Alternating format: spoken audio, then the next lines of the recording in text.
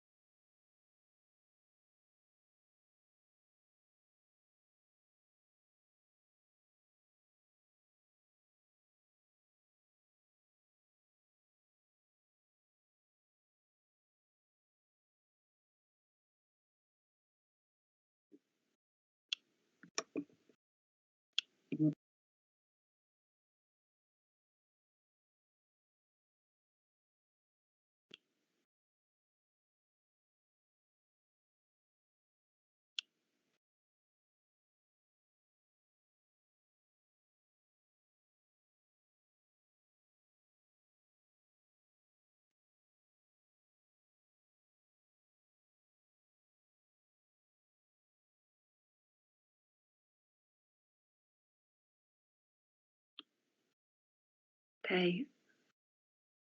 Welcome back, everyone. I'm not sure if everyone has managed to see it. I'm just looking at the chat.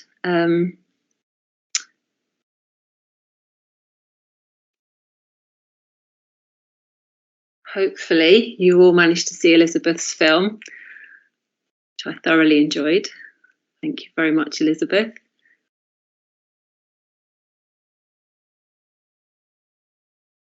So I think I'll give it a couple of minutes just for everyone to return. Could you just let me know if you've managed to see the film when you're back in the room in the chat? That would be really helpful. Thank you, everyone.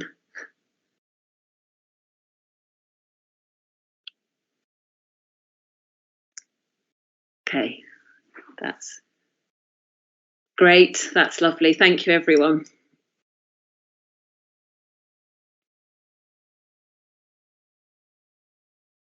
Fantastic. Okay, it's a very sensuous film and has a very, I think, surprising context. I know the first time I saw the film, I actually really laughed out loud in the gallery. I really loved it. So thank you, Elizabeth, for sharing how it was made and your thoughts behind it. I really enjoyed that. So I think we should probably now move on to our next speaker. And we can obviously all have lots of questions to ask Elizabeth in the Q&A. So, going to introduce Nwando. Nwando is an unclassifiable polymath, British-Nigerian multidisciplinary artist who creates Afrofuturist speculative fictions and alternate realities at the intersection of live art, experimental music, and multisensory installations.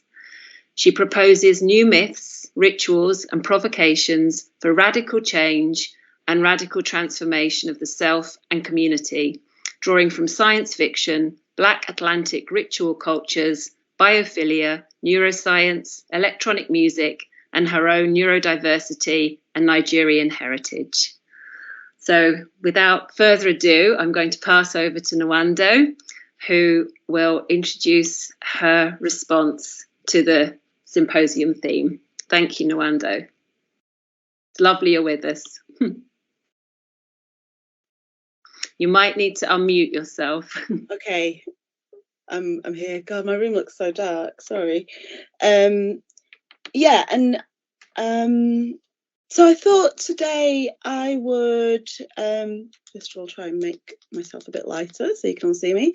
Hi, my name's Nwando Ebizie, and yeah, I was offered a commission from the Hepworth Wakefield to make a sonic piece as part of the Hepworth retrospective. And so I made a piece called The Garden of Circling Paths.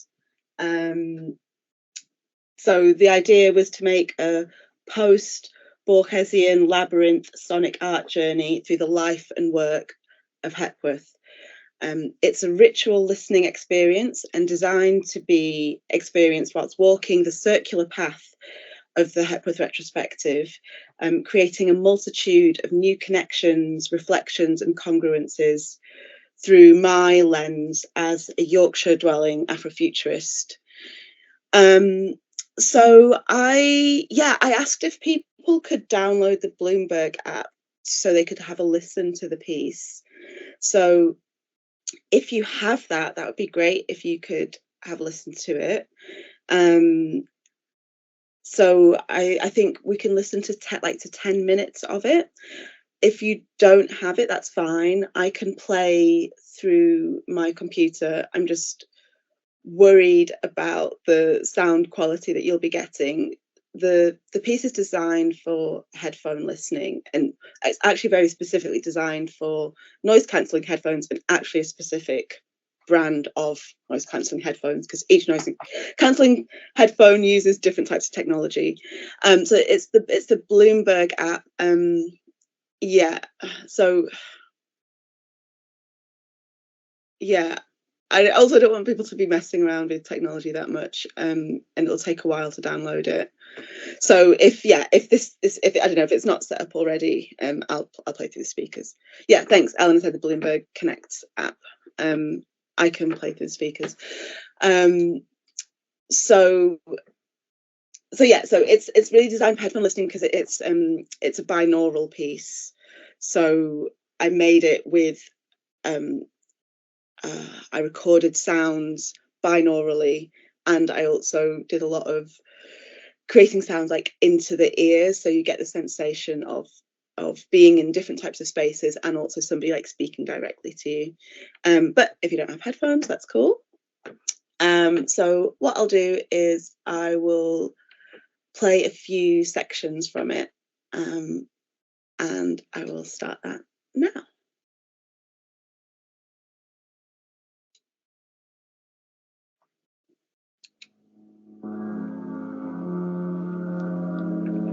So just take a moment, we're going to stand still wherever you are.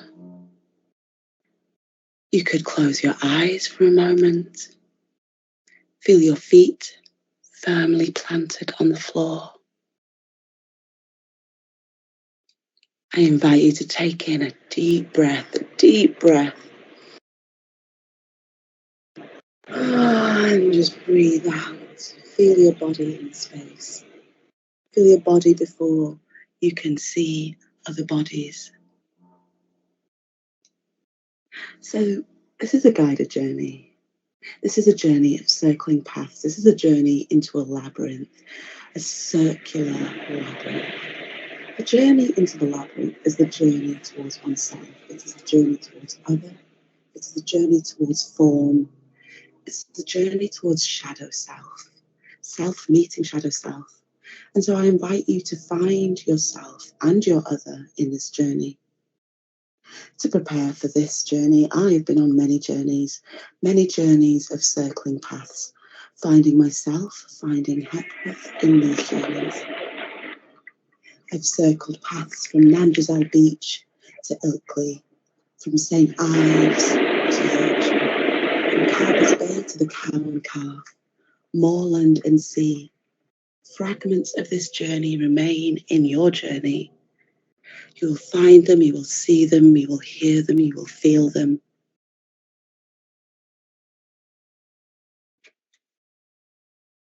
If at any time you want to stay in a space, take your time feeling what you're feeling, please go ahead. You can press pause on the journey, but I will be guiding you through each space so you can follow as you like. Really, I want you to find yourself in my suggestions. I want you to find your body in this space. Knowing yourself will help you know the other. I want you to see yourself reflected in this journey. I invite you to dance, to move, to find new positions in this space. Lie down, sit down, kneel, jump, stand, turn.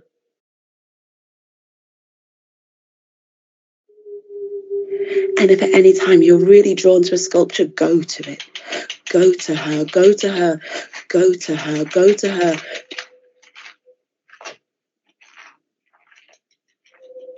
So, open your eyes. You can begin to walk forwards, just taking in this landscape. Survey this landscape, survey these forms, feel the air around you. And if you like, you could just lift your arms up and feel the air. Feel the air to the edge of your fingertips. Feel connected to this space. Feel the form of your solo body. Begin to walk, taking in the forms. Walk around the space in swoops and loops. Swoops and loops. Swoops and loops.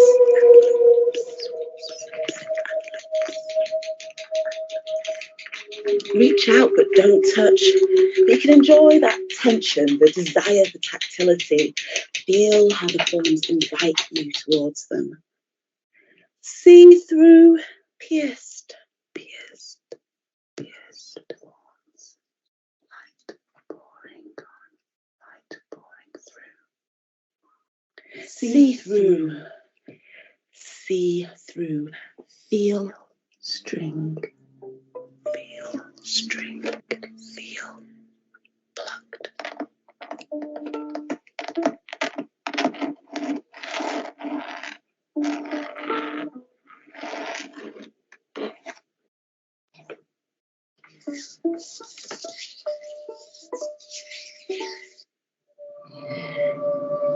I've always regarded every experience of coconut as just going and nourishing my inside.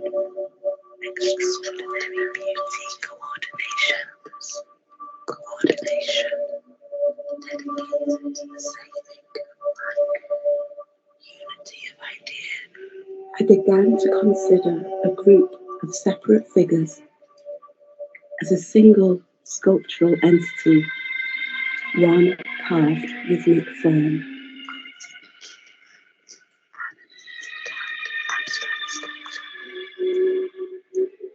The graceful movement, the beauty of you seen, the beauty and graceful movement.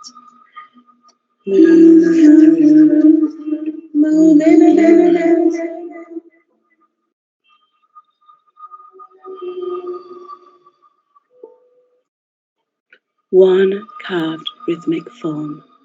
One carved rhythmic form.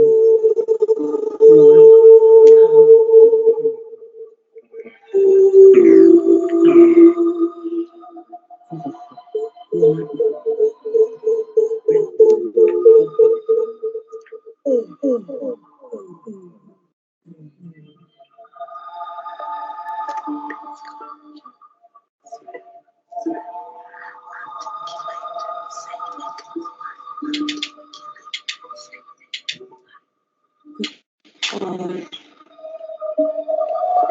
rhythm,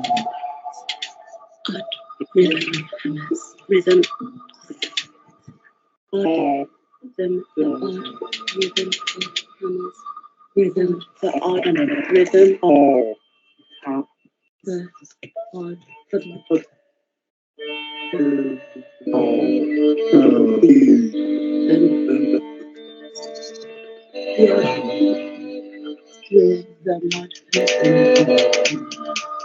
of hammers, the odd rhythm.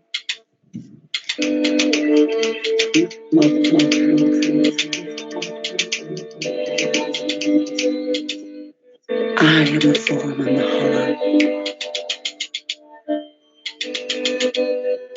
Seek out different perspectives. Kneel, crouch, contour, lie.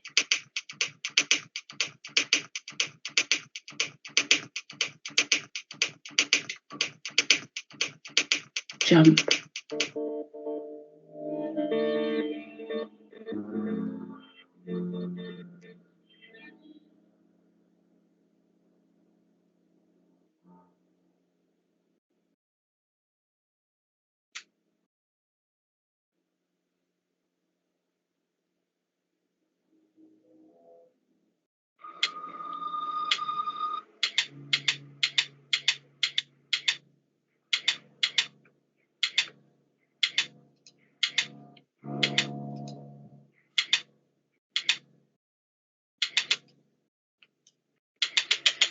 And when you're ready, we can cross through to the 7th threshold.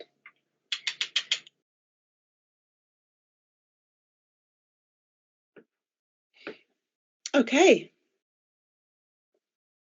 I actually can't see myself, but I feel like everyone's probably can be looking at me now. So yeah, there's just a couple of extracts from the piece. So I'll just I'll talk a little bit about the process of making it, how and why I set out on the journey that I did. So first of all, I came to the Hepworth. I had a walk around with Eleanor, the curator, and I didn't know that much about Hepworth at the beginning. I loved her work, but I didn't have any like particularly close connection, and that's quite a useful starting point for me. I'm generally an idiot at the beginning of any project, so I collaborate quite often with experts in different fields. I start out on new journeys of research and discovery, not knowing anything, and that suits me quite well. I think as I was very touched by the work and seeing it, but one of the other things that really impacted me was the museum and the acoustic.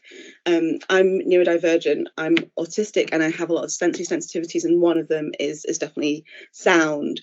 And being in that space it's very intense for me, and I think that's interesting to me from a sensory perspective. I'm very interested in the neuroscience of sensory perception. I've done a lot of projects exploring that, but also just as a creative proposition, how do you make a sound piece in a space where there is I don't know, maybe like a 5-second kind of reverb delay, and then also, how do you make I'm always interested in how do I make work for people like me? How do I make work for people who are at the intersection of my various beings, as a neurodivergent, a Black person, a woman, whatever it is. And I quite often in spaces like the Hepworth, I will walk around with my noise cancelling headphones on, and it creates a little bubble of security and safety. Oh, you cannot see me. No, I didn't want to interrupt anyone. Yeah. Here I am in my dark space. It's really sunny outside, but it's really dark in here. So the idea of creating a piece for noise cancelling headphones, so that people can have this very like intimate sonic experience of their own being amongst others. That was quite an important idea for me. And so then the idea of creating a binaural piece also made sense. So binaural sound is a type of ambisonic sound. So most of the sound that we will listen to is in mono or stereo. Mostly music's made in stereo now, which means that it's like so if you imagine like that there can be a sonic image, it's like there's two speakers here in front of you and the noise is going into your ears like this. That would be a stereo image. A binaural image is basically like listening through your ears.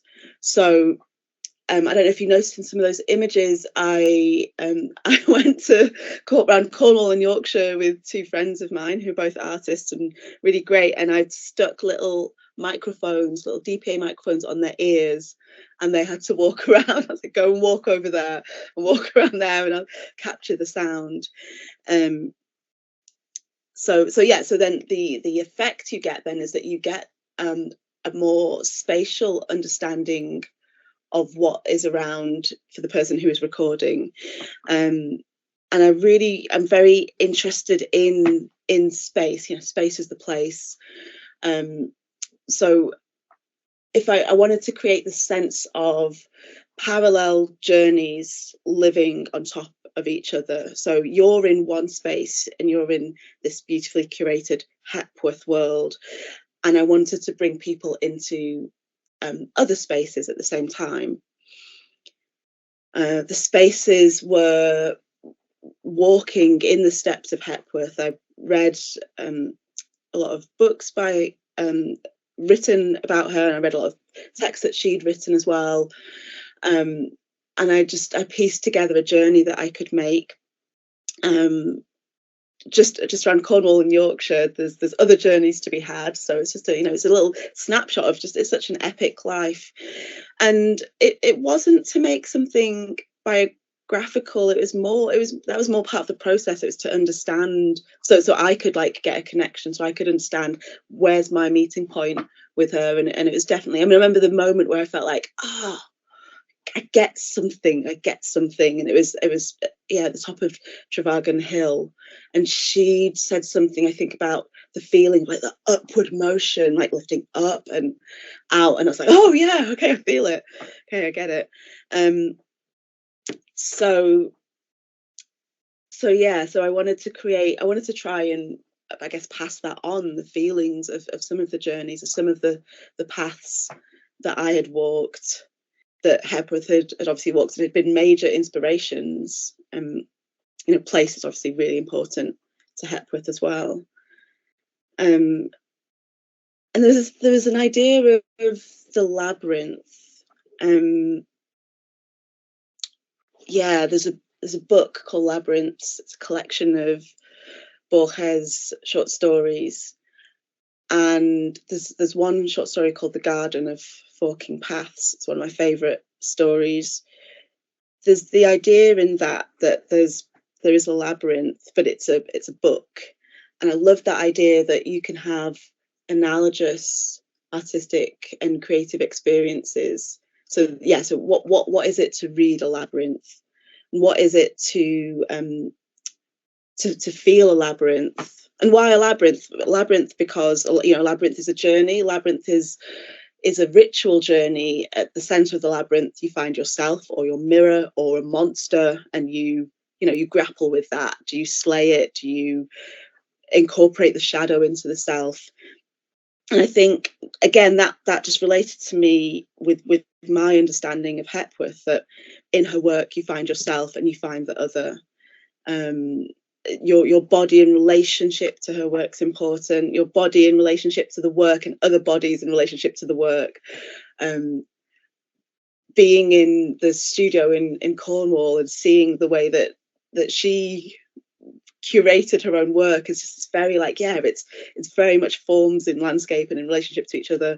So there's something about finding yourself, and that really relates to my interest in ritual as well. I think every creative experience that I connect to, every piece that I make, is a ritual, in that it's a journey through something that can be useful to you, whether it's transformation or healing. There's always an element of that, and so this piece is very much a ritual, an invitation for people to go on. I'm not sure how much time I've got left. Nwando, you've got up to 20 minutes, so you're fine. Okay, do you know how much time there is left? I can't confess to being timing accurately, sorry. Oh, okay. So, as you know. Okay, well, you just tell me. Okay. Someone tell me, otherwise I'll just carry on. So finding yourself in the labyrinth, walking in her footsteps. We went all around Cornwall. That was really interesting. And we, I think the idea of capturing the sound was, it's to give you a feeling as well, right? I'm very interested in the senses, and the cross modality of the senses, in that the way the senses possibly work is that they're very interlinked. So everyone knows that, like, taste and smells really interlinked, but one of the interesting things about sounds, I think it's very interlinked with our senses of our body and our senses of our relationship to space. And there's interesting things you can do with sound to have, like, very visceral and immediate impacts on ourselves. One of the things I'm quite interested in is something called ASMR, which stands for Autonomous Sensory Meridian Response, and that is it's a sensory phenomena that's not very well understood yet, but it basically means that if in response to certain stimuli, particularly sonic ones, but also visual ones, you get a tingling sensation down the back of your spine, maybe across your scalp, and it can create very intense feelings of relaxation, but also feelings of intimacy towards the person who is like maybe doing the ASMR. So I wanted to incorporate that as well. Again, linked to the idea of like the invitation to go into a ritual journey towards finding oneself. It's useful to use techniques that can bring people into slightly altered states or parallel states. And so ASMR is quite a useful thing for that. So that's why I really wanted to make sure that it was about headphone listening, and that there's moments where I'm like whispering into your ear and making these like potentially like ASMR inducing sounds. So it's like to bring people down, to ground them, and then, you know, and open them out to a potentially transformative experience, hopefully. So yeah, that's some stuff about the piece. That's great. Thank you, Nwando.